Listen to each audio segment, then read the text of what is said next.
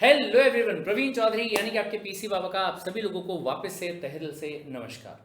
अब जैसे कि हम सभी को पता है कि दिसंबर 2022 के जो एग्जाम्स हैं वो बोले सर हमारे पास में आते जा रहे हैं, लेकिन सर साथ ही में ना हमें एक चीज की टेंशन जो है वो बहुत ज्यादा आती जा रही है। क्या सर बोले हमने सुना है कि सीएस एग्जीक्यूटिव के जो एग्जाम्स होते हैं वो बहुत ज्यादा टफ होते हैं और सर वहां पे तो जो स्कोर है वो भी बोले पासिंग वाला जो स्कोर है ना वो भी बोले लाना थोड़ा सा टफ हो जाता है, मुश्किल हो जाता है। ऐसे केस में हम कैसे अपने इस आने वाले एग्जाम को पास करने वाले हैं ये बोले सर हमें समझ में नहीं आता। ये बहुत ध्यान से सुनिएगा कि अगर मैं यहां पे रियलिटी चेक लेके चलूं तो मेरे भाई तकरीबन 80% बच्चे ऐसे रहते हैं जिनका स्कोर जो है वो 40 to 50 के आसपास में आता है, यानी कि अपने एग्जाम्स को वो पास कर तो देते हैं लेकिन लटक लटक के। Got the point. Apart from that 15% बच्चे ऐसे होते हैं जो कि 60 प्लस यानी कि एग्जाम्शन जो है वो अपने सब्जेक्ट में लेके आ जाते हैं, लेकिन उसके बाद आते हैं वो महारथी जो कि 5% की कैटेगरी में आते हैं। और ऐसे बच्चे होते हैं जो टॉपर्स होते हैं, जो सिर्फ एग्जाम्शन नहीं बल्कि इतने मार्क्स लेके आ जाते हैं एग्जाम्शन के भी ऊपर कि एक और सब्जेक्ट जो है वो आराम से पास हो जाए। तो सर बोले हमारे दिमाग में सवाल ये आता है कि कैसे ये 80% की कैटेगरी से निकल के ये जो 5% की कैटेगरी है इसमें किस तरीके से आया जाए। तो गाइज आज मैं आप सभी लोगों के सामने ये वीडियो लेके आया हूं, जिस वीडियो के अंदर हम लोग इंटरेक्ट करने वाले हैं हमारे लीग ऑफ लेजेंड से, हमारे टॉपर से, जिन लोगों ने अपने अपने रिस्पेक्टिव सब्जेक्ट के अंदर, किसी ने ईबीसीएल में तो सीएमए में या फिर एफएसएम में, हर एक सब्जेक्ट के अंदर सिर्फ एग्जाम्शन स्कोर नहीं किया है बल्कि हाईएस्ट मार्क्स जो है वो यहां पे स्कोर किया है। Got the point. बातें करेंगे इन लोगों से, जानेंगे इन लोगों से कि उन्होंने क्या एक्स्ट्रा एफर्ट्स किए थे अपने सब्जेक्ट के अंदर जिसकी वजह से उनको जो ये मार्क्स यहां पे आए हैं वो एग्जाम्शन से भी ज्यादा मार्क्स जो है वो उन्होंने स्कोर किया।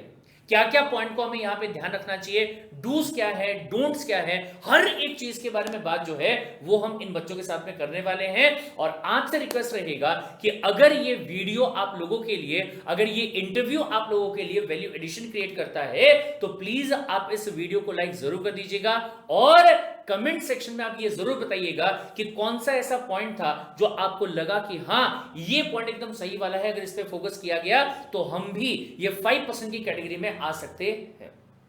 Got the point. तो चलिए सर मिलते हैं इंटरव्यू के अंदर।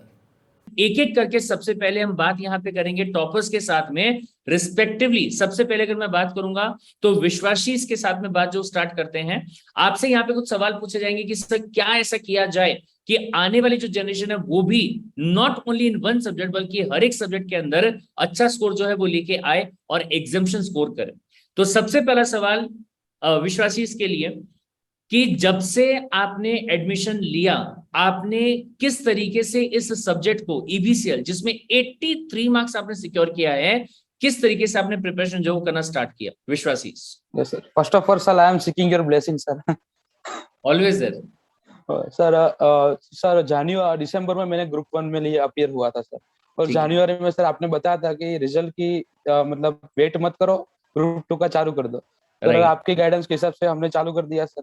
और sir first of all sir lecture major sir, मेरा तो यही कहना है कि ज्यादा कॉम्प्लेक्सिटी में पढ़िए ही मत। लेक्चर और बुक ये सिर्फ दो ने आप कर लिया ना सर, आप एग्जाम्शन तो पक्का है सर। एग्जाम्शन पक्का है, ओके। और सर फिर sir writing practice is must sir, as you are saying. Writing practice तो सर करनी होगी, अगर आपकी स्पीड कम है तो राइटिंग प्रैक्टिस तो करनी ही चाहिए सर आपको। ओके, तो राइटिंग प्रैक्टिस करने का मतलब आपको काफी बेनिफिट जो है वो मिला इसके अंदर? Yes sir, yes sir. क्या पैटर्न क्या होता था आपका राइटिंग प्रैक्टिस करने का कि जैसे मैं कहता हूँ कि one question every day keeps a failure away, आप उसके हिसाब से जाते थे या फिर कोई अलग पैटर्न आपका था? नहीं सर, आपने जो बताया वही वही मोस्ट ऑफ तो वही पैटर्न सर फॉलो की थी। लेकिन सर कुछ टाइम ऐसा होता है कि सर हमको हमारा शेड्यूल फ्लेक्सिबल भी रखना पड़ता है। अगर टेक्स्ट का कुछ कर रहे हैं तो टेक्स्ट का फिर कंटिन्यू ही करना चाहिए, तो फिर वन क्वेश्चन डे नहीं होगा। लेकिन सर दूसरे दिन उसका मतलब पूरी भरपाई कर देनी पड़ेगी। अगर एक क्वेश्चन है 3 करेंगे, 2 नहीं 3 करेंगे आप, क्योंकि एक आपको मतलब पेनल्टी की रूप से आपको करना ही चाहिए sir. That's what I believe sir. Right, मतलब कि सीधी सी बात ये है that you have to be accountable to yourself. किसी और को नहीं बताना है कि मैं पढ़ाई कर रहा हूं या मैं डेडिकेशन के साथ में कर रहा हूं या मैंने राइटिंग प्रैक्टिस किया कि नहीं किया। We are accountable to self only, ourself only, right? True sir, true sir. और सर ओके। एक बात और कहना चाहूंगा सर कि अगर काफी लोग मतलब एग्जाम के लास्ट लास्ट मंथ पे या लास्ट जब एग्जाम नजदीक आ रही है तो वो हम्म। ज्यादा बुक्स ढूंढते हैं, मॉड्यूल पकड़ते हैं।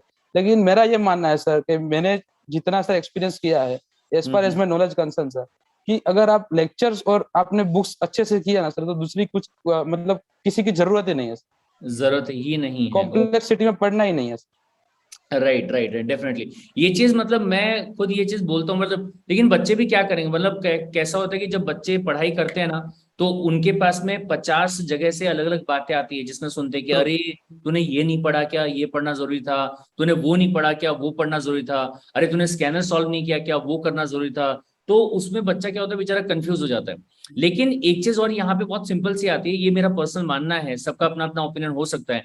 मेरा ये मानना है कि जो भी आपकी फैकल्टी होती है जहां पे आप क्लासेस कर रहे हैं, तो वो आपके जो नोट्स वहां पे आपके लिए प्रिपेयर करते हैं, तो वो उन्हीं स्टडी मटेरियल को जो आपके आईसीएसआई ने प्रोवाइड किया हुआ रहता है, और जो चीज आपके एग्जाम के हिसाब से इंपॉर्टेंट होती है, उसी को लेके ही वो नोट्स को आपके लिए प्रिपेयर करते हैं, ताकि उसको देख के, उसको पढ़ के आप अपना एग्जाम जो है वो बेहतर तरीके से कर पाओ, और कम से कम टाइम जो है वो आपका वहां पे वेस्ट हो पाए। तो डेफिनेटली मेरा भी ये मानना है कि अगर आप जो चीजें आपके पास में है, जो चीजें आपकी फैकल्टी ने आपको रेफर करने के लिए बोला होगा, अगर उतना आप कर लेते हैं, तो that is more than sufficient. इसके अलावा आपको कुछ और करने की रिक्वायरमेंट नहीं पड़ती है, और विश्वासीस ने आज ये चीज को प्रूव करके दिखाया। और सर जो notes notes CS card India की टीम से प्रोवाइड वो सर एक्यूरेट है। मतलब मैंने मॉड्यूल पढ़ा ही नहीं है सर, मैंने मॉड्यूल को छुआ ही नहीं, मैंने ये ओके। वो पहले दिन से और आखिरी दिन तक वो बुक से ही पढ़ा है सर, बुक से ही पढ़ा है, वेरी बुक से ही नाइस। पढ़ा है सर। ओके। एक छोटा सा सवाल ना यहाँ पे मेरा ये आ रहा है कि जब अपन ईबीसीएल की बात करते हैं ना, तो ईबीसीएल ग्रुप 2 के अंदर सबसे बड़ा समंदर है। तो मतलब सबसे पहली बात, अगर मैं नंबर ऑफ चैप्टर्स के बारे में बात करूं, तो हाईएस्ट नंबर ऑफ चैप्टर्स अगर किसी में है, तो वो ईबीसीएल में। दूसरी बात ये, इंडियन कॉन्ट्रैक्ट एक्ट जो इतना बड़ा है, ऑल दो अपन उसको सीएसडब्ल्यू में पढ़ लेते हैं, लेकिन उसके बावजूद इंडियन कॉन्ट्रैक्ट एक्ट जो सबसे बड़ा है, फिर ट्रांसफर ऑफ प्रॉपर्टीज एक्ट, फिर फीमा, इतने खतरनाक खतरनाक वाले चैप्टर्स हैं। तो क्या मतलब आपने पहले से डिसाइड कर लिया था कि मुझे इसमें मतलब हाईएस्ट मार्क्स लेके आने हैं, या स्ट्रेटजी जो है वो आपकी क्या थी ये सब्जेक्ट को लेकर, अगर मैं बात करूंगा, तो क्या स्ट्रेटजी थी आपकी यहाँ पे? सर सब्जेक्ट सर स्ट्रेटजी तो सर मैंने आप पे छोड़ दिया था। फैकल्टी फैकल्टी जो चैप्टर करा रहे हैं वो स्टार्टिंग से लेकर खत्म तक उसी चैप्टर पक्का हो जाना चाहिए, और राइटिंग प्रैक्टिस स्टार्ट कर देने की खत्म के सर, वही सर सिंपल स्ट्रेटजी, और कुछ नहीं था सर। और सर राइटिंग प्रैक्टिस की बात करें तो सर एक इंसिडेंट भी हुआ था मेरे साथ कि ओके। हमारा एग्जाम 2 जून से स्टार्ट हो रहा था, राइट। 17 मई को मेरा एक्सीडेंट हुआ था, अरे। और वो मेरा राइट हैंड पे यहाँ पे पूरा फ्रैक्चर था सर। अरे तो बाप रे। मैंने एग्जाम पूरा ये फ्रैक्चर हाथ से ही दिए, राइट हैंड से ही। फ्रैक्चर हाथ से एग्जाम दिया यस सर, है, and still you yes sir, scored 83 marks. Yes sir, yes sir. That's superb very man, commendable. Superb. Very commendable. Very commendable, right. और सर मेरे एलएलबी की एग्जाम चल रहे थे तभी, मैं 17 तारीख को एलएलबी की एग्जाम देने ही जा रहा था, मैंने वो भी एग्जाम दी सर। सुपर्ब यार, सुपर्ब। हेड्स ऑफ, थैंक मानना यू सर, पड़ेगा। यार हेड्स ऑफ यार seriously. Very nice, very nice. तो डेडिकेशन है, डेडिकेशन है। न तो लोग इसको बहाना बना लेते हैं कि हाँ। यार हमारा हाथ फ्रैक्चर है, हम नहीं कर सकते। लिख नहीं पाएंगे हम, कैसे और सर लिखेंगे? यार घर से भी यही बोला कि नहीं देना है एग्जाम, मैंने बोला, नहीं देना तो है, अब इस बार ही देना है। तो ऐसा 17 में मेरे से जैसे एक्सीडेंट हुआ ना, उसमें एग्जाम देने ही जा रहा था एलएलबी के, तो अच्छा। मैंने उठ के यही चेक किया कि उंगलियां चल रही है ना, मैंने बोला चलो एग्जाम में दे क्या दूंगा, बात है भाई। उंगलियां चल रही है ना, मैं दे दूंगा एग्जाम। और सर मेरा पूरा साइंस बैकग्राउंड है, मैंने बैचलर ऑफ साइंस माइक्रोबायोलॉजी में किया है। इसके बाद सर मैंने एंट्रेंस भी फर्स्ट अटेम्प्ट में निकाला, ग्रुप 1 भी फर्स्ट अटेम्प्ट में निकाला, और एग्जीक्यूटिव भी फर्स्ट अटेम्प्ट में निकाला। क्या मेरा बात, पूरा साइंस का बैकग्राउंड है, मैंने बहुत बीएससी बढ़िया, माइक्रोबायोलॉजी बहुत में ही किया। बढ़िया। Superb, superb, very nice, very nice. जैसे अगला एक सवाल, मतलब बहुत ही कॉमन वाला सवाल है ये। How was your experience in CS card India, and how CS card India help you in CS executive through it's guidance, classes, doubt solving, marathon and notes? Sir completely sir, उसमें तो कोई doubt ही नहीं है sir, इसमें doubt करने लायक sir है ही नहीं sir, कि जितनी मतलब सर फैक्चुअली बोलूं सर, जितनी प्राइस में सर आप जो जिस सर्विस प्रोवाइड कर रहे हो ना सर, ये तो अल्टो के दाम पे रोल्स रॉयल है सर। सच्ची बताऊं ना तो सर, कि सर मतलब कंप्लीट है सर, लेक्चर इतने डेप्थ सर, डेप्थ में तो सभी होता है, लेकिन सर मैंने एक्यूरेट नहीं देखा। जो एक्यूरेसी सर आप बोलते हैं ना कि ये पॉइंट मार्क कर लो, ये पॉइंट मार्क कर लो, सर वो आता ही है सर। कहीं ना कहीं तो सर वो अगर आईसीएसआई घुमा के भी पूछे ना, तो हाँ। हमको समझ जाता है कि प्रवीण सर का पूरा माइंड में चल जाता है, लेक्चर में सर ने ये बोला था ये आएगा। और सर सूरज ओके। सर में भी okay, same sir. Thank you so much for appreciating man, thank you so very very much. अच्छा you. लगता है जब ये चीजें पता चलती है कि जो रिसर्च एंड डेवलपमेंट करके इतने सालों का एक्सपीरियंस यूज करके जब हम कोई चीज बता रहे होते कि ये एग्जाम में आ सकता है, ये पढ़ना इंपॉर्टेंट है, ये अगर अपन छोड़ के भी है तो भी चल जाएगा, तो वो चीज जब अप्रिशिएट होता है तो बहुत अच्छा लगता है। ओके, सो जो बच्चे प्रिपेयर कर रहे हैं दिसंबर 2022 के लिए, उन बच्चों को आप एक क्या फाइनल गाइडेंस जो वो प्रोवाइड करना चाहोगे, फाइनल वर्ड्स देना चाहोगे उनको कि ये कर लो तो बेस्ट है, इसके अलावा कुछ और आपको नहीं करना रहेगा, या व्हाटएवर जो आपको सही लगे, एक फाइनल गाइडेंस आपके सर फर्स्ट ऑफ ऑल तो sir respect your faculty sir, must sir, respect और बिलीव इन योर फैकल्टी। उसके बाद सर हार्ड वर्क तो करना ही है सर। अगर आप किसी भी इंस्टीट्यूशन में हो, सेल्फ स्टडी भी कर रहे हो, हार्ड वर्क करना है और अपनी बुक्स मिनिमल रखो। फैकल्टी ने प्रोवाइड किया तो वो मिनिमल ही रखो, तो उसमें से काफी बार आप 4-5 बार रिवीजन करोगे तो आपको मगज में छप जाएगा सर कि यही है यही है। अगर आपने इतना कर लिया और पास्ट ईयर के एक बार क्वेश्चन पेपर देख लिया सर, और जो भी आप सर गाइडेंस दे अकॉर्डिंग सर वो फॉलो करेंगे तो सर एग्जाम तो पक्का है, निकल ही जाएगा।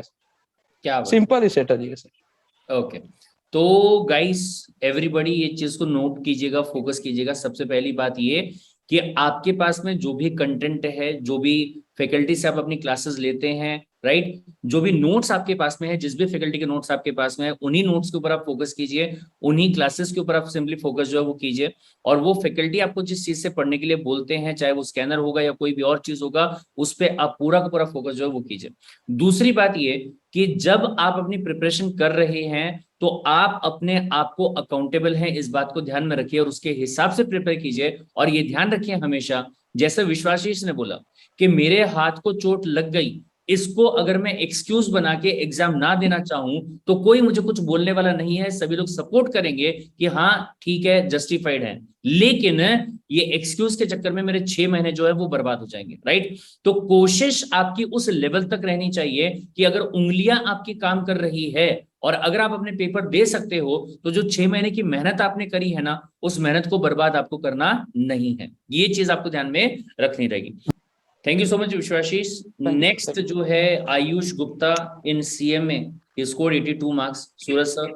तो हाँ, आयुष भाई पहले तो कॉन्ग्रेचुलेशन यार, सीएमए जैसे सब्जेक्ट, कॉर्पोरेट मैनेजमेंट अकाउंटिंग जैसे सब्जेक्ट के अंदर 82 मार्क्स लाया आपने। एंड सबसे पहली बात मैं मतलब सर चालू यहाँ से करूंगा, क्योंकि सर थोड़ा सा मैं ऐसा लगता है मेरे को ऐसा हमेशा से कि सीएस में जब बच्चे प्रैक्टिकल सब्जेक्ट की बात करते हैं, हाँ, थ्योरी तो सर फेवरेट है, नो डाउट आप पढ़ा रहे हो, अभिजीत सर पढ़ा रहे हैं, मैं मानता हूँ फेवरेट है सर। लेकिन कहीं ना कहीं जब प्रैक्टिकल सब्जेक्ट को लेके बात आती है तो कहीं ना कहीं बच्चे डर जाते हैं। तो यार आयुष मेरा एक सिंपल सा क्वेश्चन है कि तुमने किस तरीके से प्रिपेयर किया, और ये प्रैक्टिकल सब्जेक्ट को लेके तुम्हारे मन में डर था क्या कि यार ये प्रैक्टिकल सब्जेक्ट है, मैं कर पाऊंगा या नहीं कर पाऊंगा, इसके अंदर अकाउंट्स है एंड थोड़ा बहुत कॉस्ट का पार्ट है। सो तुमने प्रिपेयर किस तरीके से किया, मतलब जिस दिन से तुमने सीएस का डीडीए से क्लासेस ली उस दिन से लेके आज तक ऐसे जिस दिन तक तुम्हारी एग्जाम्स दी तब तक प्रिपरेशन किस तरीके से किया, और वो जो प्रैक्टिकल सब्जेक्ट का फोबिया है माइंड में, डर है, ठीक है ना, वो तुम्हारे माइंड में भी था या नहीं था? सर ऐसे कोई मेरा फोबिया नहीं था मेरे माइंड में, क्योंकि सर प्रैक्टिकल मुझे पहले से थोड़ा पसंद था, प्रैक्टिकल थोड़ा अच्छा लगता था। और मतलब इतना नहीं, बहुत ज्यादा अच्छा नहीं लगता था, लेकिन अच्छा लगता था। मतलब ऐसा नहीं लगता था किसी किसी को बहुत मतलब डर लगता है प्रैक्टिकल से, ऐसा डर नहीं था मुझे पहले से भी। और बाकी सर मेरा प्रोसीजर ये रहा कि सर जैसे प्रवीण सर ने स्टार्टिंग में बताया था कि एक प्रोसीजर बताया था उन्होंने कि एक फर्स्ट डे जो पढ़ो उसको 7th डे पढ़ो, फिर 31st डे पढ़ो, और फिर मतलब ऐसे एक रूटीन में पढ़ते रहो, तो उससे जो चीज होती है ना एकदम दिमाग में फंस जाती है। और जैसे प्रैक्टिकल सब्जेक्ट के लिए मेनली क्या थिंग है, past year paper. Sir past year paper से बहुत ज्यादा इस बार भी पूछा गया था, वैसे ही पूछा जाता है सर। पास्ट ईयर पेपर जैसे होता है ना, बहुत सपोर्ट करता है। अगर आप आराम आराम से पास्ट ईयर पेपर को भी करें और जैसे अपना नॉर्मल लेक्चर करते रहें, मतलब प्रैक्टिस आपको काफी करनी है। जैसे सिर्फ लेक्चर पर डिपेंड नहीं रह सकते आप, सिर्फ ये ऐसा नहीं है थ्योरी की तरह सिर्फ लेक्चर पे आप डिपेंड रह के सिर्फ लेक्चर और अपना सेल्फ स्टडी करके कर सकते हैं। इसमें आपको क्वेश्चन प्रैक्टिस करनी ही पड़ेगी। मतलब अब जैसे लेक्चर आपकी के सर बाद प्रैक्टिस करना जरूरी है आपके साथ? तो जैसे आपकी बूस्टर क्लासेस होती थी बूस्टर क्लासेस, उसमें सर आप एमसीक्यू बहुत प्रैक्टिस कराई थी आपने। और सर स्कैनर लेने की जरूरत ही नहीं पड़ी थी मुझे तो, क्योंकि सर आपने जितने एमसीक्यू प्रोवाइड करा दिए थे और जितने भी सर सारे आपने वो सारे प्रोवाइड करा दिए, तो उससे सारा काम हो गया था एमसीक्यू का। ओके, सो मतलब मेनली जो सीएस का डीडीए से आपको शेड्यूल मिला था, if I am not wrong, जो 100 डेज की सर अपनी स्ट्रेटेजी थी, है ना, उसके हिसाब से आप पूरा फॉलो करते हुए गए थे। यानी फर्स्ट डे 7th डे जो है, मतलब आपने जो फर्स्ट डे का लेक्चर है उसको रिपीटेटिवली 7th डे पे देख लिया, फिर 31st डे पे देखिए, तो इससे आपकी मल्टीपल टाइम्स रिवीजन होगी क्लास में। सो यार एक और चीज मैं जानना चाहूंगा कि स्ट्रेटेजी क्या रखी आपने, मतलब जब आप पढ़ रहे थे, खासकर सीएमए की अगर हम बात करें, कॉर्पोरेट मैनेजमेंट अकाउंटिंग की, तो बच्चों को इसमें डर लगता है, तो स्ट्रेटेजी क्या थी आपकी जब आप पढ़ रहे थे? तो क्या स्ट्रेटेजी माइंड में लेके पढ़े, या क्या स्ट्रेटेजी आपने फॉलो करे बेसिकली पढ़ते समय? तो स्ट्रेटजी ऐसी थी कि आपका लेक्चर देखा और नॉर्मली पहले तो उससे समझा और अपने जो नोट्स बनवाए उसे करा, फिर अगले दिन उसे मॉर्निंग में रिवाइज किया। स्टार्टिंग में तो ऐसे ही चला, पुरानी मैराथन थी उसे भी देखा मैंने, तो उससे देख के जो कंसेप्ट रिवाइज हो जाता था फिर से। और दूसरी क्या चीज थी, एमसीक्यू हुई प्रैक्टिस, उसको करा सर संग में। और जैसे थ्योरी, सर मैंने देखा कि 50% थ्योरी, 50 से ज्यादा ही परसेंट थ्योरी आती है अपने सीएमए में, एफएसएम में। ये सिर्फ नाम के सर न्यूमेरिकल है, इसमें थ्योरी काफी आती है, 50 to 60% आती है। और थ्योरी ऐसा नहीं बहुत डिफिकल्ट नहीं होती, इजी थ्योरी होती है, लेकिन आपको थ्योरी पे फोकस करना पड़ेगा। जैसे 10 to 20% तो बहुत डिफिकल्ट आता ही आता है पेपर, लेकिन जो 40 to 50% होता है मेन थ्योरी, वो आसान भी होती है। अगर आप थ्योरी पे अच्छा फोकस करेंगे, न्यूमेरिकल पे भी करिए, न्यूमेरिकल पे आराम से 20 से 30 इजी आते हैं, कुछ डिफिकल्ट भी आते हैं। और अगर 20 से 30 आप इजी पे और थ्योरी पे फोकस करेंगे तो एग्जामिशन तो बहुत इजीली से आ जाएगा। और बिल्कुल मैंने 85 करीबन का ही अटेम्प्ट करा था, इसमें मैंने ज्यादा अटेम्प्ट भी नहीं करा था, 85 का अटेम्प्ट करा था, क्योंकि सर ज्यादा अटेम्प्ट करो तो नेगेटिव मार्किंग का डर रहता है। तो इसीलिए सर 85 का अटेम्प्ट करा था और 82 मुझे शायद आए थे, 82 आए थे सर। और सीएमए एफएसएमए में सर मैंने 75 का अटेम्प्ट करा था, ऐसे 71 उसमें आया। सर ज्यादा अटेम्प्ट ही नहीं करा। मतलब आप बोल रहे हो कि आपने 85 मार्क्स का अटेम्प्ट करा था एंड यू स्कोर्ड 82 मार्क्स?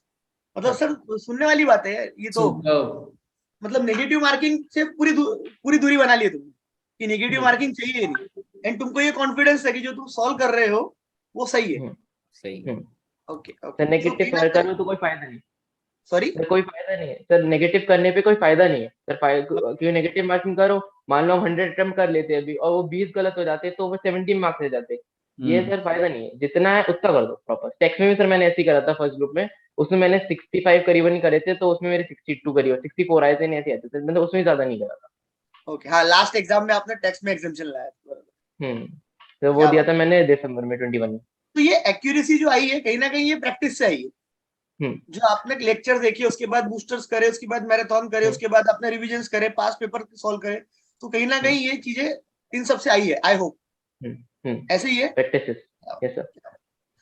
उसके आगे यार एक और चीज, मैं कहीं एक चीज छोटी सी जानना चाहूंगा कि जो हमारी क्लासेस है, जैसे सीएस का इंडिया था, आपने क्लासेस लिए, फिर मैंने रिविजन्स कराई थी, फिर पास्ट पेपर सॉल्व करवाए थे हमने, ठीक है ना, या डाउट सॉल्विंग होती है, कई बार डाउट्स आप लोगों को आते हैं, तो आपका क्या एक्सपीरियंस रहा इन सब में? जब जब आप सीएस कार्ड इंडिया से क्लासेस लिए आपने, है ना, और उसके बाद आपने पढ़ना चालू करे, तो जो आपने जिस दिन से लेक्चर लिए थे उस दिन से लेके एग्जाम तक आपको किस तरीके से हेल्प मिली सीएस कार्ड इंडिया की तरफ से? एंड मोस्ट इंपॉर्टेंट थिंग कि जो रिविजन्स, मैराथन, रेगुलर लेक्चर्स हुए थे, वो क्या आपको बेनिफिशियल लगे या ना लगे, कि उसके बिना भी काम चल जाएगा? सर नहीं, उसके बिना काम मतलब कुछ लोग कर लेते सेल्फ स्टडी से, मैंने देखा है, लेकिन अगर है तभी तो अच्छे स्कोर होता है सर, जब हमें गाइडेंस मिलेगी, अच्छा बिल्कुल कॉन्सेप्ट क्लियर होगा। तो सेल्फ स्टडी में तो इंसान रट लेता है बहुत से इंसान, लेकिन कंसेप्ट क्लियर क्लासेस से ही होता है सर। और मैंने देखा सर सीएस कार्ड की एकदम मतलब प्रिसाइज क्लासेस है, अगर हम सर बहुत सारी चीज को गैदर करेंगे तो हम एंड नथिंग करेंगे। मतलब जैसे होता है सर, एक कोट है मैनेजमेंट में, हमने कहीं पढ़ा है, याद नहीं आ रहा, सीएमए में शायद पढ़ा था, कि if you try to do everything you will end up with nothing. तो छोटी क्लासेस है, 100 डेज से कुछ कुछ मैंने देखा है सर कम में भी है, एफएसएम की सीएमए की तो है, एफएसएम की, और एकदम मतलब प्रॉपर है, पूरा कंप्लीट है। और सर बात रही रिवीजन लेक्चर मैराथन वगैरह की, सर वो तो सब है ही, प्रॉपर बूस्टर, उन सब चीजों से तो सर ये होता है ना, अपने आप पढ़ो तो वो चीज इतनी अच्छी नहीं लगती, जितनी हम रिवीजन लेक्चर है, मैराथन है, इन सब चीजों को देखते हैं ना, उतना उनसे ज्यादा अच्छा लगता है, उतनी ज्यादा अच्छी तरीके से समझ में आता है, इजीली समझ में आता है, बिल्कुल मतलब कोई दिक्कत नहीं होती है। मन कभी कभी मन नहीं करता है, चलो मत करो। और सर डाउट डाउट तो सर पता नहीं मेरे को आते ही नहीं थे, मैंने एक साल में सर मैं सही बता रहा हूँ, मैंने बहुत डाउट सेशन अटेंड ही नहीं करे। मैं मुश्किल से मैंने 10-15 डाउट सॉल्विंग सेशन अटेंड, मैं अटेंड ही वही करता था सर जिसमें मुझे डाउट होता था, अगर कभी होता था तो अटेंड कर लेता था, पूछ लेता था, और बाकी आपके डायरेक्ट व्हाट्सएप मैसेज से पूछ लेता था, अगर मुझे कभी एकदम अटेंडेंस को चाहिए तो। ओके। सो यार एक मतलब एक फाइनल क्या आपकी तरफ से, जो आपके छोटे भाई बहन है, छोटे भाई बहन बोले या जूनियर्स बोले, जो कि दिसंबर में एग्जाम देने वाले हैं, उन लोगों के लिए क्या गाइडेंस है? खासकर मैं पूछूंगा practical subject corporate and management accounting के लिए, मतलब क्या आपकी तरफ से एक फाइनल वर्ड से क्या एक फाइनल गाइडेंस है? क्योंकि यार इसको मैं थोड़ा सा आप अपनी तरफ से बताओ उन लोगों को कि ये जो आपने माइंड में लगा के रखे हो कि यार हम प्रैक्टिकल सब्जेक्ट में हमको जो डर लगता है, वो डर ये आपकी बात से आई थिंक निकल जाएगा, तो वो उनको बताओ कि किस तरीके से वो आगे बढ़ सके और किस तरीके से आगे बढ़ सके। सर फाइनल तो मेरा यही है कि कंसिस्टेंसी से पढ़ना है सर। एक बार को आप 6 दिन पढ़ के एक दिन में आधा दिन गैप ले लो, संडे को हाफ डे, स्टार्टिंग सुबह टेस्ट वगैरह कर लेते हैं, हमारे मेंटरशिप सेशन और टेस्ट हो जाता है, तो आप हाफ डे गैप ले सकते हैं। लेकिन ये नहीं है कि आप 2-3 दिन गैप कर दीजिए। और सीएमए के लिए और प्रैक्टिकल सब्जेक्ट के लिए भी ये गाइडेंस है कि जितना ज्यादा उसके क्वेश्चन सॉल्व करो, जितना ज्यादा हो सके क्वेश्चन सॉल्व करने से बहुत आराम रहता है पास लेने पर। ये दोनों चीजों से काफी हेल्प मिलती है। और मतलब और थ्योरी, ऐसा नहीं है कि प्रैक्टिकल में सिर्फ प्रैक्टिकल ही है, थ्योरी पे भी बहुत मेन फोकस करना पड़ेगा, तभी आपका वो होगा, क्योंकि थ्योरी भी अच्छी खासी आती है। आप सिर्फ प्रैक्टिकल के भरोसे भी नहीं चल सकते, सिर्फ थ्योरी के भरोसे नहीं, आपको बिल्कुल इक्वल देना है वेटेज। ओके, मतलब आप लोगों को कंसिस्टेंसी रखनी है, आपका बोलना है, और बेसिकली जितनी ज्यादा प्रैक्टिस करेंगे हम लोग उतना ज्यादा हम लोगों को फायदा मिलेगा, क्योंकि कहीं ना कहीं एमसीक्यू सब्जेक्ट है, तो एमसीक्यू सब्जेक्ट में जितने हम एमसीक्यू सॉल्व करेंगे उतना हमको फायदा मिलेगा। क्या बात है, मतलब यार बहुत अच्छा लगा आयुष, और Thank you, sir. एकदम दिल से फिर से बोलूंगा कॉन्ग्रेचुलेशन भाई, है ना। Thank you, sir. बहुत बढ़िया स्कोर कर, और खासकर आज आपने ये बात प्रूव कर दी है कि भाई हम सीएस में भी खासकर अकाउंट्स जैसे सब्जेक्ट में इतना बड़ा स्कोर ला सकते हैं। कॉन्ग्रेचुलेशन भाई। Thank you sir. Okay sir, so sir next will be I next think- Fiza है sir, next is Fiza. Fiza. FSM में 74 नहीं sorry Ahmad sir, sorry Ahmad and Fiza sir both 74, right sir, both 74। बहुत टॉपर थे। हाँ ठीक है, दोनों से बात करते हैं, थोड़ी थोड़ी दोनों की ओपिनियन जानते हैं, दोनों से एक साथ ही बात करें। दोनों से एक साथ बात करते हैं। अहमद भाई कॉन्ग्रेचुलेशन अगेन, अगेन एक बिग स्कोर है, अगेन प्रैक्टिकल सब्जेक्ट के हिसाब से अगर हम देखें तो एक बहुत बढ़िया स्कोर आपने लाए हो, ठीक है ना। तो सबसे पहला क्वेश्चन अगेन वही जो मैंने पूछा आयुष से, आपसे भी वही पूछूंगा कि क्लास लेने के बाद से, जब से आपने एडमिशन लिया, तो उस दिन से लेके एग्जाम तक आपने किस तरीके से प्रिपेयर किया, मतलब आप किस तरीके से क्लासेस देखते थे या किस तरीके से सब्जेक्ट को प्रिपेयर किया आपने, जो इतना बड़ा स्कोर आप अचीव कर पाए। सर इनिशियली मुझे पता नहीं था कि शेड्यूल कैसा बनाना है, प्रिपेयर कैसा करना है, स्ट्रेटेजी पता नहीं थी। तो मैंने सीएस कार्ड पे डिपेंड था मैं, मुझे पूरा डे वाइज 100 डेज का शेड्यूल मिला था, और मेरा टारगेट यही था कि हर एक डे पे जो है जो आपको चीज़ें बताई गई उसे कंप्लीट करना है, और जितना एक्स्ट्रा हो सके उतना काम करना है। और नेक्स्ट डे पे जो प्रीवियस डे का आपने जो लेक्चर्स देखे, जो आपने पढ़े हो, उसे आपको रिवाइज करना है। तो सर रिवीजन और कंसिस्टेंसी सर। ओके ओके, तो सेम क्वेश्चन फिजा आपसे भी, और अगेन मैं एक और चीज बता दूं, फिजा जो है वो ऑल इंडिया रैंक 9 है, नहीं तो अगेन कॉन्ग्रेचुलेशन फिजा, ऑल इंडिया रैंक 9 है। तो थोड़ा सा गाइड करिए फिजा की, खासकर एफएसएम की अगर मैं बात करूं तो किस तरीके से उसमें आपने प्रिपेयर करा आफ्टर क्लासेस एग्जाम। जो 100 डेज प्लान था वो मैंने भी फॉलो किया, एंड आई थिंक वो बेस्ट है, क्योंकि वो इतने अच्छे से प्लान्ड होता है कि आपको किस दिन कितनी क्लासेस लेनी है, कितने आवर्स स्टडी करना है। और एफएसएम के लिए सर आप तो बहुत ही ज्यादा, मतलब डाउट सेशंस में भी आप इतने हम्बल हैं, आपसे एक ही डाउट 1000 टाइम्स से पूछ लो तो आप बता देते हो। प्लस जब हम एफएसएम में मतलब जब सब्जेक्ट स्टार्ट हुआ था, तो मैं भी मतलब काफी हमें प्रैक्टिकल सब्जेक्ट से डर लगता ही है एज अ स्टूडेंट। तो हमें भी डर था कि पहले पहले ना एक रहता है कि अच्छा ये पूरी तरह समझ आ रहा है क्या, मैं पूरी तरह समझ पा रही हूँ, वो हमें डाउट रहता है ये कहीं ना कहीं। लेकिन जो आप बड़े क्वेश्चंस हमसे सॉल्व करवाते थे, लॉन्ग क्वेश्चंस, वो एंड में हमें बहुत ज्यादा काम आते हैं, क्योंकि जब मैं आप जो भी लॉन्ग क्वेश्चंस हमें देते थे सॉल्व करने को, मैं लॉन्ग क्वेश्चन पूरा सॉल्व करती थी।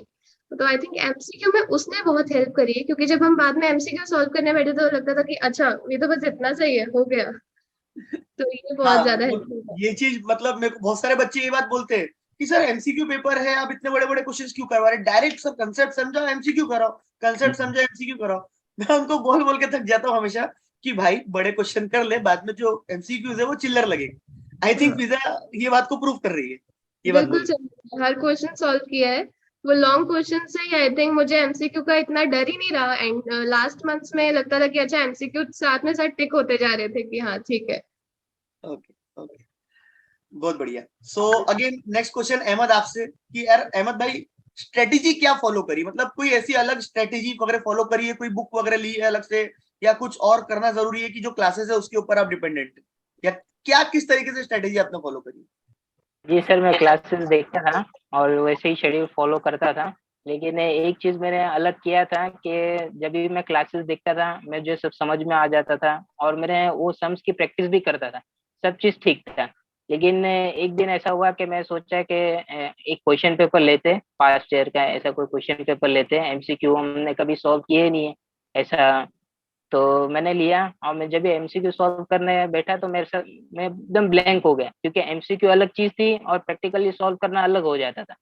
तो मैंने एक चीज एक्स्ट्रा ये की थी कि मैंने एमसीक्यू सॉल्व करने पे ज्यादा ध्यान दिया था, और आपके बूस्टर में मेरे को बहुत सीखने मिला कि एमसीक्यू कैसे सॉल्व किया जाता है।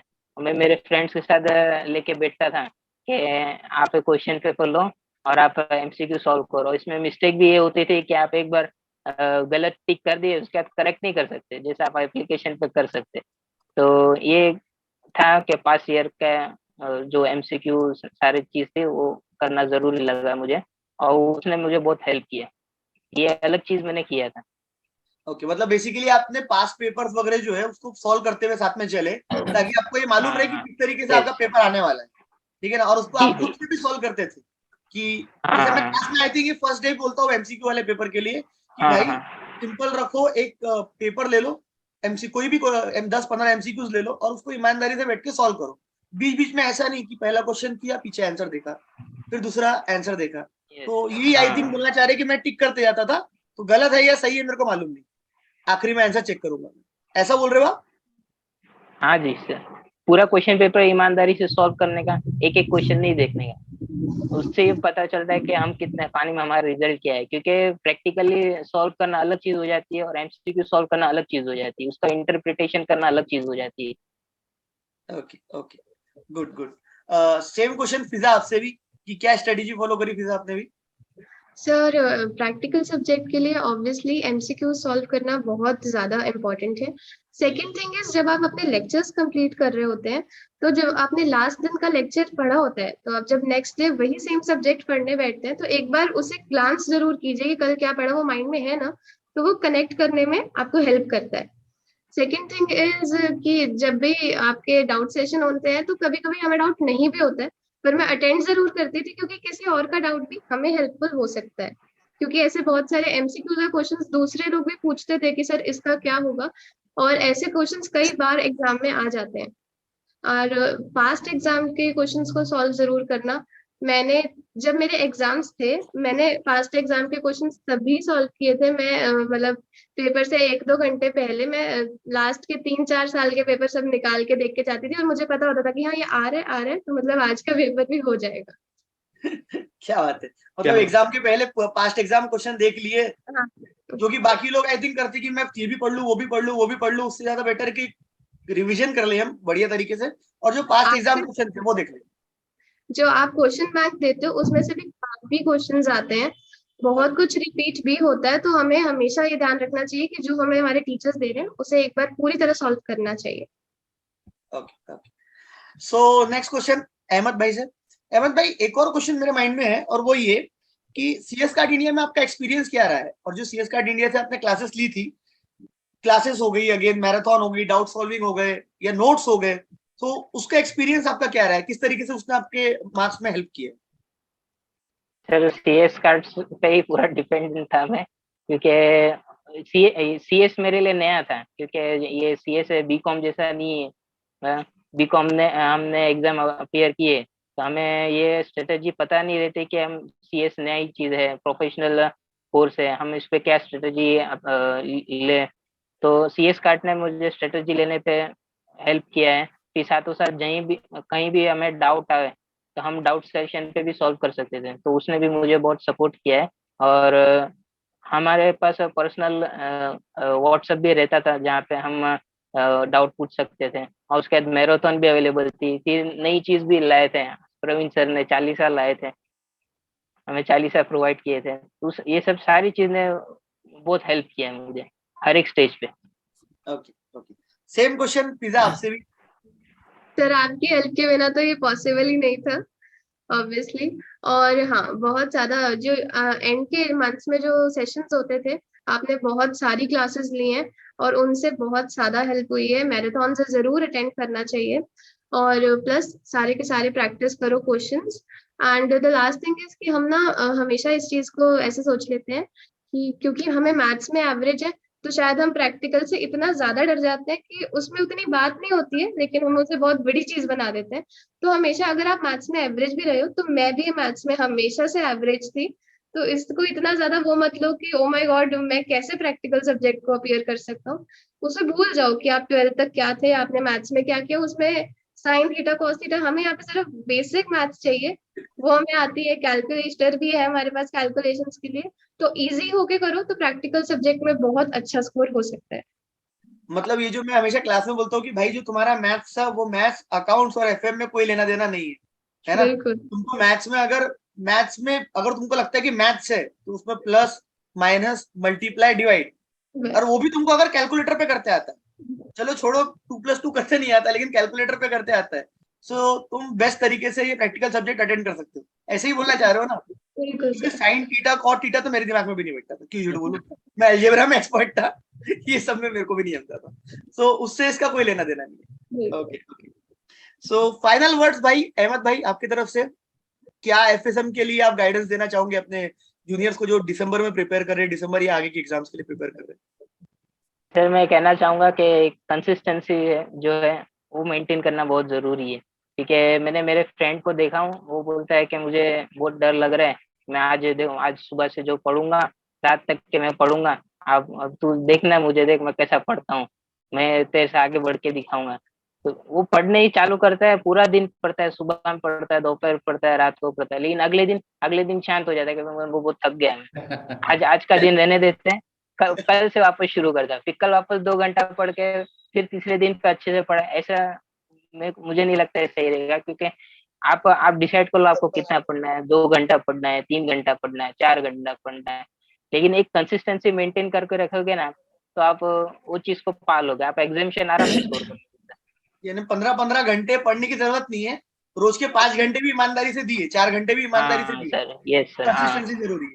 मतलब 4 जी दिन सर, 15-15 घंटे पढ़ लिए, फिर 8 दिन पढ़े नहीं, ऐसा नहीं करना हाँ ऐसा नहीं करना है। है। ओके भाई, ओके। सेम क्वेश्चन फिजा आपसे। तो मैं इतना ही कहना चाहूंगी कि टीचर्स आपको जो जो कह रहे हैं ना, आप वो उस हिसाब से पूरा फॉलो करो। मैराथन्स हो, एक्स्ट्रा लेक्चर्स हो, रिवीजन लेक्चर्स हो, आप उन्हें जरूर अटेंड करो। 40 साल वाले जो बैच था वो भी बहुत बहुत ज्यादा हेल्पफुल रहा है। And the second thing is कि कभी भी डरो मत। अगर आपका इंटरेस्ट नहीं भी है प्रैक्टिकल सब्जेक्ट में, तो आप उसे मत करो कि मैं इसे लास्ट में पढ़ूंगा। एक इंटरेस्ट वाला सब्जेक्ट पढ़ो, फिर एक जिसमें इंटरेस्ट कम है वो वाला सब्जेक्ट पढ़ो, तो वो आपको ज्यादा से ज्यादा आपको ग्रास्प होने में इजी रहता है। ओके, मतलब बैलेंस करके चलो, आपके बोलने का मतलब है जिसमें ज्यादा इंटरेस्ट है और जिसमें कम इंटरेस्ट है दोनों को साथ में ले लो, सो हम बैलेंस्ड रहेंगे। Okay okay okay. So thank you so much Ahmad and Fiza, I hope बहुत बढ़िया गाइडेंस आप लोगों ने दिए है, तो सारे बच्चे आपकी गाइडेंस को फॉलो करेंगे। थैंक यू सो मच बच्चा, and again congratulation. Thank you so much. Thank you sir. So next is okay next is Gayatri Agrawal, text law 73 marks. Okay, Gayatri mute कीजिए बच्चे अपने आपको। Good afternoon sir. Good afternoon Gayatri, and Gayatri again congratulations. Thank you sir. Congratulations बेटा, congratulations. Thank you sir.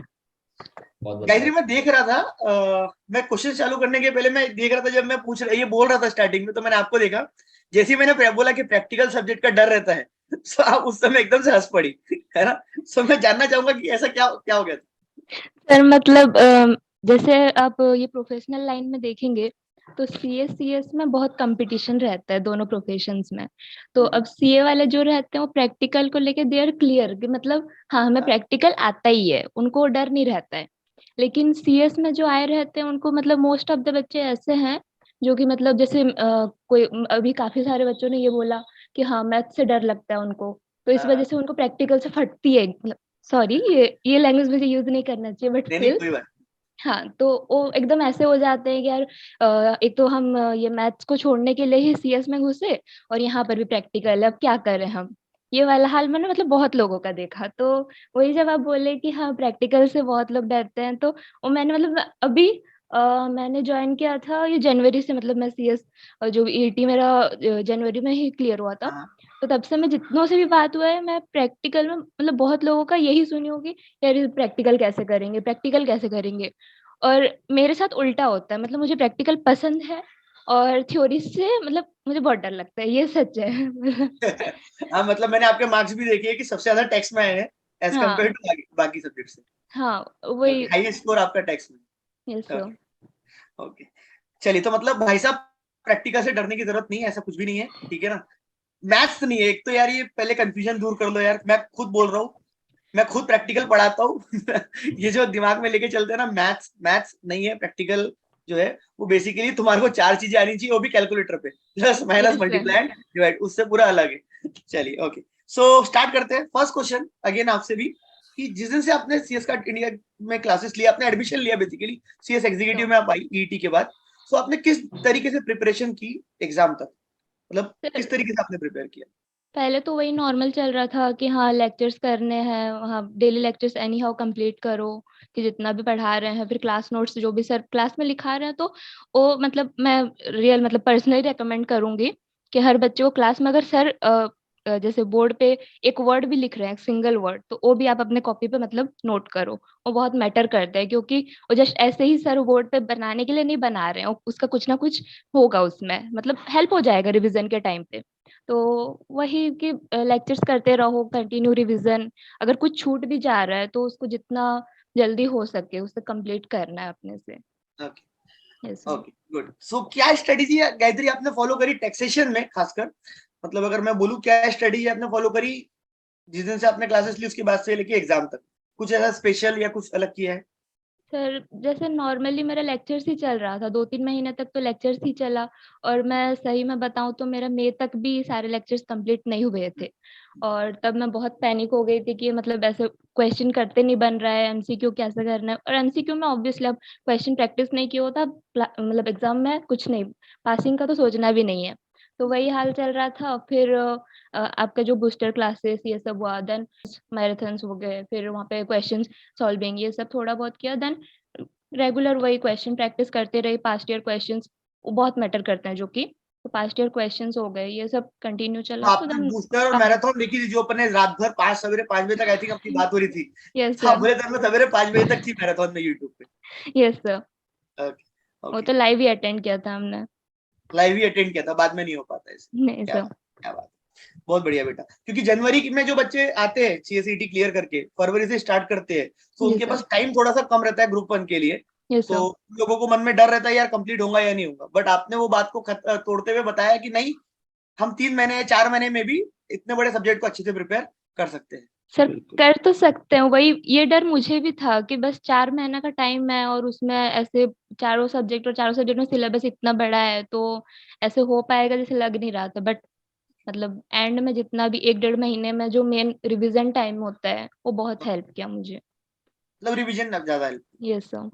तो आपका experience क्या रहा बेटा सीएस कार्ड इंडिया के साथ, और सीएस कार्ड इंडिया की जो क्लासेस गाइडेंस या डाउट्स सॉल्विंग होती है, मैराथन होती है, रिविजन्स होते हैं, खासकर नोट्स है, यस उस सर। ये सब चीजों के साथ आपका एक्सपीरियंस कैसा रहा? ये आपको आपके स्कोर करने में हेल्प करी या नहीं करी?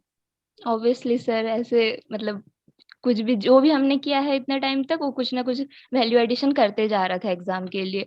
और डाउट सॉल्विंग का मतलब मैंने इतना अटेंड नहीं किया है, बट मैं आपसे पर्सनली व्हाट्सएप पर डाउट पूछ लेती थी। तो वही डाउट में इतना ज्यादा रहता भी नहीं था डाउट, क्लास एक बार अच्छे से कर लिया और कुछ रह जा रहा है तो क्लास बैक करके देख लो तो फिर क्लियर हो जाता है। हाँ, जैसे मैं क्लास में टेक्स्ट में और बाकी सब्जेक्ट में बोलता हूँ खासकर कि जी कई बार सर। एक बार में कंसेप्ट नहीं समझ में आया तो बैक करके दोबारा देखो। हाँ, तो वो हो जाता है, उसमें क्लियर हो जाता था सर।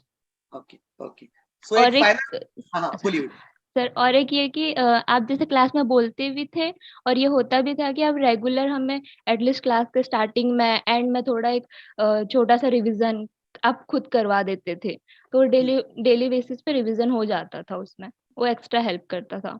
मतलब हाँ, जैसे मैं पढ़ाता हूँ कि लास्ट क्लास में हमने क्या पढ़े थे, 10 मिनट तो वही चलता है हमारा रोज का। हाँ sir. Okay okay, yes so sir. एक फाइनल वर्ड्स और गाइडेंस जो आप अपने मतलब जूनियर से या बोल सकते हैं भाई बहनों को देना चाहोगे जो दिसंबर में एग्जाम दे रहे हैं यस सर। स्पेसिफिकली? कैलकुलेटर है, हाँ कैलकुलेटर है तो डरना नहीं है बिल्कुल भी प्रैक्टिकल सब्जेक्ट से।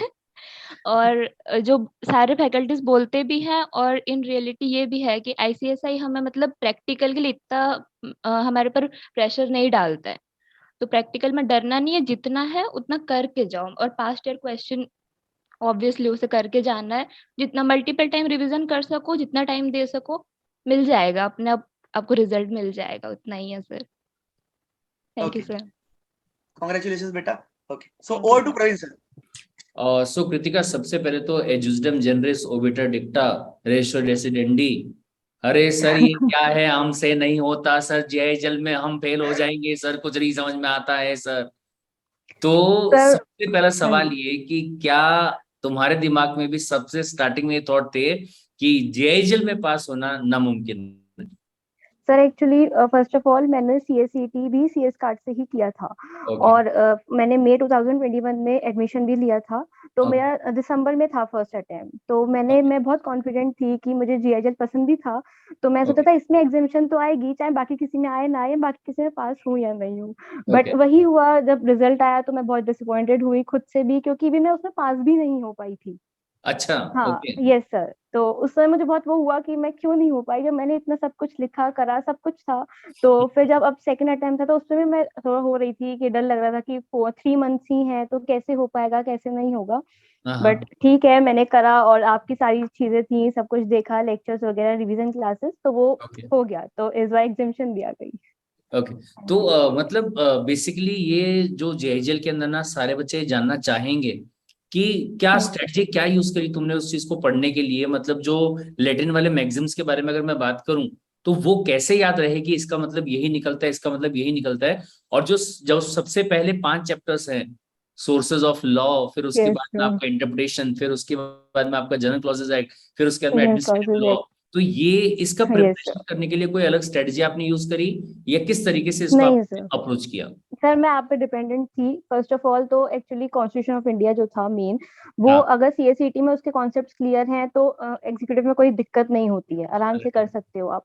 और नेचुरल स्कूल की बात थी तो आपने कहा था कि भाई डेफिनेशन रट लो, किसी को याद नहीं होती। तो नहीं वही चीज मैंने भी करा, तो जितना होता था आप उतना कर लो, कोई दिक्कत नहीं है। ऐसा नहीं है कि सब कुछ डिट्टो पूछेंगे, सेम टू सेम नहीं हो पाता। तो ओके जितना आपको आ रहा है, जितना उसका मतलब आपको मीनिंग समझ में आ रहा है, कर हाँ सकते हो आप। और यही सब चीजें हुई, मतलब जो इम्पोर्टेंट वो थे चैप्टर्स, मैंने वही प्रेफर करे। उसके ओके बाद ही ये आया था लास्ट में। हाँ जी। ओके तो ओके यही था। और राइटिंग प्रैक्टिस बहुत मस्ट है कि वो आपको करनी ही करनी है। क्योंकि हम्म मतलब ऐसा लगता है कि भाई आप जीआईएल में पढ़ सकते हो, सिर्फ ऐसे सेम सेम लिख के आ सकते हो, बट ऐसा नहीं है। वो चीजें अच्छा इंपॉर्टेंट होती है, जो बूस्टर क्लासेस भी वगैरह हैं वो भी इंपॉर्टेंट होती हैं। अब अगर कोई टीचर दे रहा है तो वो फालतू में नहीं देगा, उसका राइट कुछ ना कुछ इंपॉर्टेंस होता है हर जगह। तो वही चीज थी। तो ओके। यस। तो जेआईएल के अंदर मैं मतलब ये बेसिकली जानना चाहूंगा कि बच्चे क्या कहते हैं कि यार अगर सोर्सेज ऑफ लॉ की बात करेंगे, एडमिनिस्ट्रेटिव लॉ की बात करेंगे, तो ऐसा लगता है कि सबने लगभग लगभग सेम बातें जो है वो वहां पे बोली हुई है। यस तो सर। उस चीज को कैसे टैकल किया कि मतलब वो चीजें जो सेम लग रही है उसमें कुछ अलग से पॉइंट निकाल के रखती थी कि उसको डिफरेंशिएट किया जा सके, या क्या चीजें वहां पे यूज करते सर मतलब ये था कि आप एक तो इतना डीप में पढ़ाते थे तो वो सब चीज क्लियर हो जाती थी। फिर दूसरी बात ये है, अगर आप कॉन्सेंट्रेट के साथ पढ़ेंगे तो वो सब चीज क्लियर होगी अलग अलग। आप अगर उसको इंग्लिश में आप थोड़े से कम हो तो आप उसको एकदम हिंदी में समझ लो। फिर चाहे तो राइट आप अपनी लैंग्वेज में भी लिख सकते हो, कोई दिक्कत नहीं है उसमें। बट अगर टू द पॉइंट आंसर है तो आपको आंसर मतलब मार्क्स मिलेंगे। बट अगर आप कितना भी चेप दोगे तब भी आपको मार्क्स नहीं मिलेगा, अगर वो टू द पॉइंट नहीं है तो नहीं वही है। चीज थी। हाँ, कि अगर आपको देखना है उसको समझना है, अगर आपको समझ आया तो ठीक है, वरना दोबारा उसको पढ़ो। आपके बहुत सारे लेक्चर्स थे, रिवीजन क्लासेस भी थी, हम्म, बूस्टर थे, बहुत बार आपने 45 डेज 30 डेज। और फिर हम्म, दूसरे नोट्स भी काफी प्रेफरेबल थे और इजी टू अंडरस्टैंड थे, तो बस हो गया ओके मतलब। Okay right okay.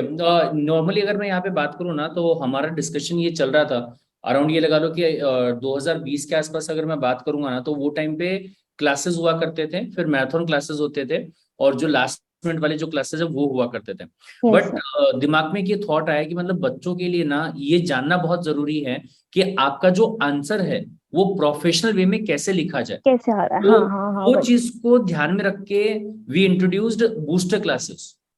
तो I just want to know from you कि क्या जो बूस्टर वाली क्लासेस हैं जिसमें कि आपको 101 क्वेश्चन वगैरह जो है वो फैकल्टी के लैंग्वेज के यस अंदर सर। लिखने की प्रैक्टिस जो है वो करवाई जाती है, तो वो कितने हद तक आपके लिए हेल्पफुल था इस चीज के लिए? सर वो बहुत ही हेल्पफुल है मेरे लिए, क्योंकि मेरा पर्सनल एक्सपीरियंस है एक्चुअली। लास्ट ईयर जब मैंने अटेम्प्ट किया था दिसंबर में, नो डाउट इस बार का जो क्वेश्चन पेपर था वो बहुत हार्ड था। ठीक है, एज Okay. कम्पेयर टू दिसंबर। तो मतलब मैंने उस टाइम बूस्टर क्लासेस नहीं देखी थी, तो अच्छा। मुझे पता था कि हाँ मुझे सब पढ़ रखा है तो मैं कर लूंगी। बट जब मैंने करा वहां पे मैं अपने हिसाब से सब कुछ लिख के आई थी, बट वही है मार्क्स नहीं आ पाए। तो इस बार जब बूस्टर क्लासेस दी तो मैंने उसको देखा कि भाई मेरी कहाँ गलती हुई थी, कहाँ मिस्टेक जो नहीं कवर कर पाई। तो वो हम्म। चीज मैं देखी तो उससे काफी हेल्पफुल हुई, तो उसमें मैंने फिर कर दिया था। वही चीज है कि मतलब वही है कि अगर टीचर कुछ ना कुछ, फैकल्टी कुछ बता रही है तो वो गलत नहीं बता रही है, वो कहीं ना कहीं आपकी हेल्प कर देता है। यही ओके चीज है। Okay right. हाँ, और अच्छा। पास्ट या प्रीवियस क्वेश्चंस भी आपको बहुत देखने पड़ते हैं। ऐसा नहीं है सिर्फ अगर आप जून में दे रहे हो तो आप दिसंबर दिसंबर के देख लो, नहीं, क्योंकि इस बार भी 3-4 क्वेश्चन रिपीटिशंस भी आए थे। तो आए वो चीज आप 2-3 इयर्स के तो देखो ही देखो, तो वो बहुत हेल्पफुल होगा आपके लिए भी। हेल्पफुल रहेगा। ओके। और दिसंबर में जब आपने एग्जाम दिया था तो what was the score in JIGL? Sir 36 to 40 के बीच में था। 36 to 40 के बीच में था। अच्छा, हाँ मतलब अच्छा ही नहीं था, अगर एग्जैक्ट बताऊं तो 37 था मेरा। मैं बहुत अच्छा। डिसअपॉइंटेड हुई थी, ऐसा कैसे हो सकता है जब मैं इतना सब कुछ करके आई हूँ। तो वही था बस। ओके। तो यहाँ ना एक पॉइंट और भी आता है, मतलब काफी सारे बच्चे ऐसे होते हैं जिन्होंने जब एग्जाम दिया होता है ना, तो दे थिंक, मतलब जैसे आपने भी ये चीज के बारे में सोचा होगा कि मतलब जेआईजीएल में मैं एग्जाम्शन लेके आऊंगी, बट वो 40 भी वहां पे नहीं आ पाए। तो यस वो सर। चीज हो जाने के बाद में how did you just start again? कैसे फाइटबैक आपने वहां पे किया? तो क्या ये पहले आपने सोच लिया था क्या कि इस बार जून में तो मुझे एग्जाम्शन लेके आना है या ऐसा कुछ तो भी? हाँ सर, सोचा तो था मैंने कि इस बार मुझे अच्छे स्कोर लाने हैं, एटलीस्ट मुझे पास तो होना है। पहले तो मेरा यही था, मुझे ये नहीं पता था अच्छा। कि एग्जामिशन भी आ जाएगी। तो ओके। बट ये था कि हाँ मैं जितना जितना मुझसे हो सकता है मैं उतना करूंगा, अपना 100% दूं पूरा। तो वही चीज हुई कि मैंने जब सब कुछ देखा, प्रीवियस ईयर पेपर्स भी देखे, और फिर उसके बाद ये भी देखा कि कैसे राइट करना है कैसे नहीं करना है। और जो आपने इंपॉर्टेंट चैप्टर्स बताए पहले तो मैंने वही देखे, क्योंकि जिसका हाई वेटेज है आप पहले वो देखोगे, और उसके बाद आप लो लो पे जाओ तो आपको समझ आ जाएगा।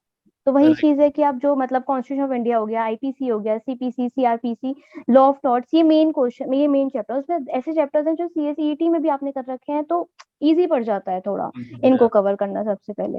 Yes. Right right right right. Okay okay. So एक आखिरी गाइडेंस जो आप अपने तरफ से बच्चों को देना चाहो। तो यही है कि कंसिस्टेंसी होनी चाहिए, और जो अदर फैकल्टी से आपने परचेज की हैं बुक्स, आप उन पे ट्रस्ट करो। ऐसा नहीं है कि आप लास्ट मोमेंट पे इधर उधर जा रहे हो, नहीं यार ये अच्छा पढ़ा रहा है तो इसका ले लो, या ये उसका अच्छा ले लो, टैक्स में ऐसा होता है, ये सब जगह होता है, नहीं, एक पे रहो ना, जिससे लिया है उस पर ट्रस्ट करो। बहुत रूमर्स फैलते हैं भाई, बट जिससे आपने लिया है उस पर तो ट्रस्ट करो, कम से कम अपना 100% दो, और पास या प्रीवियस पेपर्स भी देखो बस। Right. Yes. Okay. Thank you so much, thank you so much Kritika. Thank you sir, thank you. चलिए नेक्स्ट यहाँ पे हम बढ़ते हैं आगे और बात करते हैं पीयूष बोबडे से। पीयूष मेरे भाई, सबसे पहली बात तो ये कि आपने हर एक सब्जेक्ट के अंदर एग्जाम्शन लेके आया है जहां तक मुझे पता है, and I think the total score is also 276, right? No, sir, 261. 261। Okay, super, Yes, very sir. Good. Okay. और एसबीसी में भी आपने यहाँ पे 71 मार्क्स स्कोर किए हैं, जो कि एसबीसी का हाईएस्ट है सीएस कार्ड इंडिया की फैमिली का। तो सबसे पहला सवाल आपसे ये है यहाँ पे कि पार्ट बी जो सबसे सर लंबा लगता है उसको सर कैसे? एक्चुअली जैसे आपने बताया था कि जैसे पार्ट सी जो हाँ। सबसे अच्छे से करना है, फिर आपने बोला था कि उसके बाद आप पार्ट ए पे आना। राइट। और मुझे भी पार्ट बी बिल्कुल पसंद नहीं था। उसके जो चैप्टर्स थे ना, वो जैसे 11th-12th के बिजनेस स्टडीज में होते थे वैसे लगते थे। राइट राइट तो मुझे वो बिल्कुल पसंद नहीं थे, लेकिन वो उसका एक बेनिफिट था कि वो उसके आंसर अपन पॉइंट्स में ज्यादा लिख सकते हैं। हाँ। Part points. A company law से रिलेटेड है, पार्ट सी भी कंपनी लॉ से रिलेटेड है, पर हाँ। पार्ट बी में पॉइंट्स में आंसर लिखे जा सकते थे। तो हम्म। इसी चीज को मैंने इम्प्लीमेंट करा, और पार्ट बी में मैंने मोस्टली आंसर पॉइंट्स में लिख दिया। अच्छा। तो ओके। इसकी वजह से तो क्या पहले से मतलब ऐसा डिसाइड किया था कि मेरे को हर एक सब्जेक्ट में एग्जाम्शंस लेके आने हैं, या कोई पर्टिकुलर सब्जेक्ट में लेके आना एग्जाम्शन? नहीं सर जैसे आपने 100 डेज का प्लानर दिया था, तो हाँ। मैं फर्स्ट डे से कंसिस्टेंटली उसको फॉलो अप कर रहा था। ओके। तो मैंने ऐसा किसी पर्टिकुलर सब्जेक्ट को ज्यादा वेटेज देके पढ़ा नहीं। मैं चाहता था कि हर सब्जेक्ट को एक जैसा वेटेज दूं। ओके। और जब लास्ट लास्ट का रिवीजन टाइम था, तो मैंने डे वाइज बाइफरकेट कर दिया था कि 2 आवर्स ये चैप्टर है, 2 आवर्स ये। तो ऐसे लास्ट लास्ट में मैंने एसबीईसी को थोड़ा सा ज्यादा अच्छे से वो करा था, क्योंकि मेरा कंपनी लॉ भी थोड़ा स्ट्रांग लग रहा था मुझे, ओके। क्योंकि कंपनी लॉ के सेक्शंस मुझे बहुत ज्यादा याद थे। अच्छा। तो मैं चाहता था कि एसबीसी में अच्छा स्कोर करूं। ओके। Nice, very nice. तो स्ट्रेटजी क्या यूज करते थे, मतलब जब पढ़ाई करना आपने स्टार्ट किया तो स्टार्टिंग से लेके आखिर तक क्या स्ट्रेटजी आपने यूज किया? लिखने का ज्यादा फोकस किया, या फिर कंसेप्ट क्लैरिटी पे ज्यादा फोकस किया, या व्हाटएवर? सर जैसे आपके जो चार्ट्स होते हैं वो one of the best charts है एसबीएसई और कंपनी लॉ के मामले में। तो ओके मैं आपके जो चार्ट्स होता था उसको एक बड़े शेड पे लगा के अपने रूम्स में लगा देता था जो इंपॉर्टेंट चैप्टर होते थे। ओके और डेली जैसे ही आपकी जैसे नेक्स्ट डे की क्लास करना है तो बस वो चार्ट को एक बार देख लेता था। तो उससे ना दिमाग में बहुत समय तक याद थे कि ये प्रोसेस के बाद ये प्रोसेस है। तो उससे बहुत बेनिफिट हुआ आपके चार्ट से सर। ओके तो वही स्ट्रेटेजी मैंने लास्ट तक फॉलो करी, चार्ट्स को दिमाग में याद रखा और उसके बेसिस पे आंसर लिखे एग्जाम में। Nice nice nice okay. तो यहाँ पे एक छोटी सी चीज मैं ये भी जानना चाहूंगा कि जैसे आपको वीकली टेस्ट एक प्रोवाइड किया जाता है, आपने भी शायद किया वो टाइम पे, यस और साथ में जो मेंटरशिप प्रोग्राम आपका रहता है, तो क्या ये चीजें जो है वो आपके लिए हेल्पफुल रही? अगर हाँ तो किस तरीके से? सर वीकली टेस्ट में एक्चुअली बच्चे क्या करते हैं, जैसे मे बी फर्स्ट या सेकंड वीक का जो टेस्ट था वो मैं नहीं दे पाया था। मुझे लग रहा था कि यार अपन पढ़ते रहो। पर Okay. जैसे ही मेंटरशिप सेशन होता था हर संडे को, तो हाँ। अभिजीत सर का जो मोटिवेशन मिलता था ना सर, उससे तो मतलब पेपर बिल्कुल बहुत अच्छे लिखता था। और सर ने स्टार्टिंग में मार्क्स भी बहुत अच्छे दिए थे, तो अच्छा। कॉन्फिडेंस बिल्डअप होने लग गया था एसबीएसई में। फिर ओके जैसे सर ने थोड़े से मार्क्स कम करे तो इधर से हमने प्रैक्टिस थोड़ी सी और बढ़ा दी। ओके और जैसे वीकली टेस्ट तो मतलब अच्छे जाते थे और रिस्पांस बहुत अच्छा था सर। ये बूस्टर क्लासेस का लास्ट टाइम पे बूस्टर क्लासेस जो थी उसने बहुत बेनिफिट दिया सर एसबीसी जेआईटीएल में एंड कंपनी लॉ में और टैक्स में भी सर। टैक्स में भी। Nice, very yes nice. Sir. Okay, तो फाइनली गाइडेंस जो आप बच्चों को प्रोवाइड करना चाहें कि ये चीज पे अगर ध्यान रखोगे तो एसबीसी में आपको एग्जाम्पशन जो है वो आ सकता है। हाँ सर, फर्स्ट सबसे पहले तो कंसिस्टेंसी, फर्स्ट डे से 100 डे तक एक जैसी कंसिस्टेंसी होना चाहिए। एक्चुअली बच्चे क्या करते हैं, फर्स्ट डे का लेक्चर देखा, सेकंड डे में थोड़ा सा वो कर दिया, रिवीजन नहीं। तो सबसे इंपॉर्टेंट है रिवीजन एंड कंसिस्टेंसी। और एट दी एंड सर के मेंटरशिप सेशन बहुत हेल्पफुल रहते थे, मतलब एकदम से मोटिवेशन आ जाता था। ओके और revision, last time revision must है, जेआईजीएल में मस्ट है, क्योंकि उसमें ज्यादातर अपने को राइटिंग प्रैक्टिस भी बहुत ज्यादा जरूरी है। तो writing practice, revision and consistency is the key to success. Perfect. बहुत बढ़िया। Very nice. चलिए, नेक्स्ट है रविंद्रनाथ। रविंद्र भाई कीजिए अपने आप को unmute. First of all, good evening everyone and bow down to teachers. Hi Ravindra, good evening. Hello Ravindra, hello Ravindra, मतलब तहलका मचा दिया मेरे भाई तूने तो। है कंपनी लॉ जैसा जो एकदम समंदर वाला सब्जेक्ट है, बच्चे बोलते हैं कि सर बाकी सब तो ठीक है लेकिन ये डायरेक्टर्स के चैप्टर्स कैसे कंप्लीट होंगे, जनरल मीटिंग के चैप्टर्स कैसे कंप्लीट होंगे। तो रविंद्र ने बोला कि मैंने कंप्लीट भी कर लिया और साथ में 71 मार्क्स एग्जाम्पशन के बाद भी 11 मार्क्स जो वो एक्स्ट्रा में यहाँ पे लेके आ गया। तो रविंद्र मेरे भाई, सबसे पहला सवाल तो ये है कि जो पूरा कंपनी लॉ नाम का सब्जेक्ट आपका है, जो इतना बड़ा सब्जेक्ट है कि अगर मैं ग्रुप 1 में बात करूं तो दो ही चीजें हैं जो कि क्या कहेंगे, कैसे पार होगी उसके लिए एक डर जो है वो बैठा देती है। एक टैक्सेशन, दूसरा आपका कंपनी लॉ, राइट? तो कैसे कंपनी लॉ के लिए मतलब आपने क्या सोच के चला स्टार्टिंग से लेके आखिरी तक, कैसे प्रिपरेशन जो है वो आपने किया? सर बाकी अपनी तरफ से मैंने कुछ ऐड नहीं किया, आपका जो आपने बताया था इस तरह से करो, सेक्शंस को ऐसे याद मत करो, रट के याद मत करो, उनको रिलेट करके याद करो। हाँ, तो मैं आपको गाइडेंस पे चला हूँ और बाकी मैंने तो कोई अपनी साइड से ऐड नहीं किया ऐसा। अच्छा, कितने घंटे पढ़ाई करते थे? मैंने 4 to 5 आवर्स सेल्फ स्टडी दी है sir. 4 to 5 hours self study की है क्लासेस के अलावा? जी, क्या और तो बात बाकी है। क्लासेस तो आपकी थी, आपने बहुत हाँ। हेल्प करी है, थैंकफुल तो आपको होना चाहिए। अरे मतलब कैसा होता है कि जो फैकल्टीज की बात अगर मैं करूंगा तो फैकल्टीज तो गाइडेंस जो है वो प्रोवाइड करते ही करते हैं, बट कैसा होता है कि वो फैकल्टीज के गाइडेंस पे एक बिलीव करना और वो बिलीव करके उस गाइडेंस को फॉलो करके कंसिस्टेंटली वर्क करना, जो कि सबसे आज के टाइम पे अगर मैं बात करूं तो सबसे ज्यादा टफ काम यही वाला है कि जो गाइडेंस प्रोवाइड किया जा रहा है उसको फॉलो करते हुए कंसिस्टेंसी पे बने रहना और आखिरी मोमेंट तक चीजों का एफर्ट जो है वो करना और फिर अपना एग्जाम जो है वो देना। तो मैं टू बी वेरी फ्रैंक, मतलब मैं ये चीज बहुत मतलब प्राउडली ये चीज मैं बोलना चाहता हूँ ये वाली चीज के लिए कि हम लोग तो जस्ट एक गाइड हैं, आपको ये बता देते हैं कि अगर आपको ये काम करना है तो इस तरीके से हो सकता है, ये हमारा एक्सपीरियंस है। लेकिन अल्टीमेटली आप ही वो लोग हो जो उस चीज को इनकलकेट करता है, उस चीज को लेके चलता है, उसमें ढलता है, अपने आप को ढालता है उसके अंदर, और फिर वो आउटपुट जो वो निकाल के लेके आता है। तो हमारे जो एफर्ट्स है ना वो आपके एफर्ट्स के सामने ना के बराबर है, to be very frank. Okay, तो रविंद्र। नहीं सर, बहुत हाँ, एफर्ट्स ज्यादा है हमारे। Okay okay. हमने तो अपने को ऐसे समझा जैसे तेनालीराम के सामने वो राजा कृष्ण देव राय थे ना, हमने तो ऐसा समझा अपने आप को। और बहुत सारे लोग अपने आप को तुर्रम खान समझते हैं कि मतलब हम ऐसे करेंगे तो ऐसे निकल जाएगा। इस वाले टीचर का मतलब यूट्यूब पे जाके देखेंगे कि यहाँ पे कम प्राइस है, ऐसा है, ये है, वो कुछ पढ़ा नहीं रहे हैं, फिर वो टीचर्स को ब्लेम करेंगे, फैकल्टी को ब्लेम करेंगे। हमने तो फैकल्टी पे बिलीव किया सर। सबसे पहली बात यही है कि फैकल्टी पे बिलीव किया जाए। तो फैकल्टी मतलब आप इतने एक्सपीरियंस्ड हो हमसे, इतने एक तो एज दो, उसके बाद में फिर इतने एक्सपीरियंस दो, तो आप गलत थोड़ी पढ़ाओगे कुछ। बाकी आपने शायद यहाँ तक कि अमेंडमेंट भी दिए थे, एंड मैराथन्स, बूस्टर्स, इतना सब कुछ किया।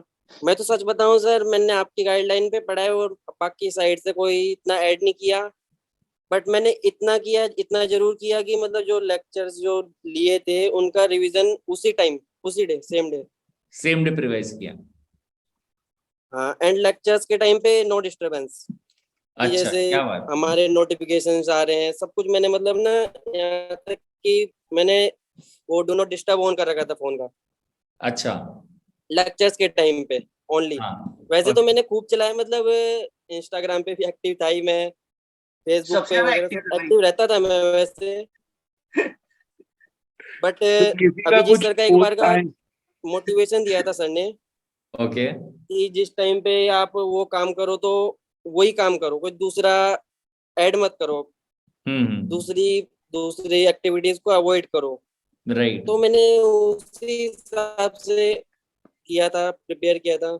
एंड बाकी तो आपकी हेल्प है, मतलब आपने इतनी हेल्प करी है, दूसरे मतलब नोट से लेकर के बूस्टर, मैराथन्स। तो रविंद्र, आखिरी एक एडवाइस बच्चों को कि कैसे कंपनी लॉ में अच्छा स्कोर जो है वो किया जा सकता है, अपनी तरफ से जो भी कहना चाहो। सर मेरी तरफ से यही है, सबसे फर्स्ट ऑफ ऑल तो फैकल्टी पे बिलीव करो, वो तो सबसे मतलब प्रायोरिटी दो उसको, वो तो प्रायर चीज है। एंड उसके बाद में जो आपने सेक्शंस बताए थे कि ऐसे याद करो, रट्टाफिकेशन मत करो, क्योंकि बहुत सारे लोग रट्टाफिकेशन करते हैं फिर भूल जाते हैं। एंड उसका daily day to day revision करो। चलो ठीक है, okay, thank you so much Ravindra. Next है जगदीश एंड साथ में प्रियांशी, दोनों के दोनों एक साथ हम डिस्कस यहाँ पे करते हैं। रीजन बीइंग कि एसएलसीएम में दोनों को ही सेम मार्क्स है, 65 and 65, both are the topper of SLCM. तो सबसे पहले बात करते हैं जगदीश से।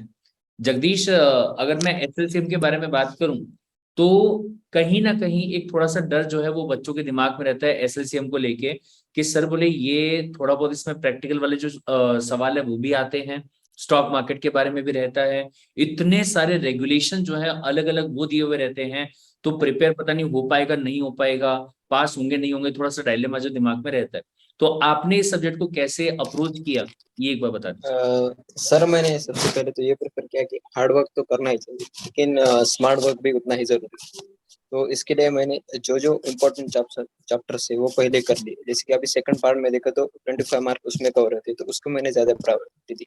फर्स्ट लास्ट के 2 चैप्टर है उसमें स्टॉक मार्केट वगैरह इन सब चीजों के बारे में, तो वो एक्चुअली मैं स्टॉक मार्केट में इन्वेस्ट भी करता हूँ, तो उसके वजह से मेरे को हेल्प मिली वो सब समझने में।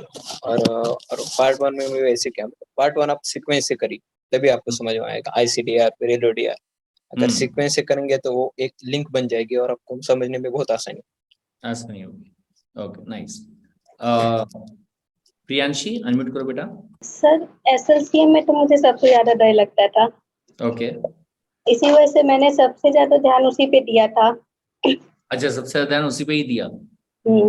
ठीक है, क्या अप्रोच क्या रखा स्टार्टिंग से?